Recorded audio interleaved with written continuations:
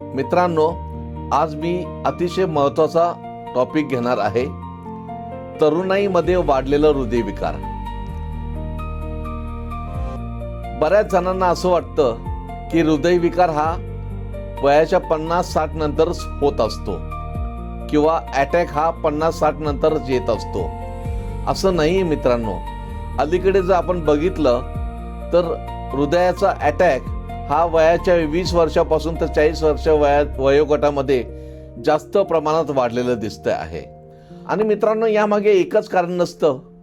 धूम्रपान, वाढलेलं वजन, चुकीचा आहार, व्यायामाचा अभाव, कोलेस्ट्रॉल वाढणं, मधुमेह हे सगळे महत्त्वाचे धोके आहेत. अपुरी झोप, ताणतणाव, अनियमित जीवनशैली हे असे अनेक प्रकार हृदयविकार बळवण्यासाठी कारणीभूत ठरतात.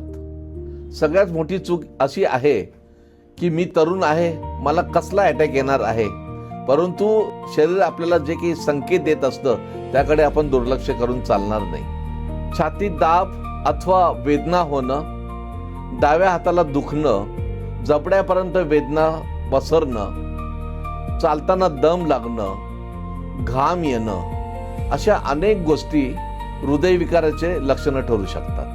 वय कमी आहे म्हणजे धोका शून्य आहे असं बिलकुल समजता कामा नये.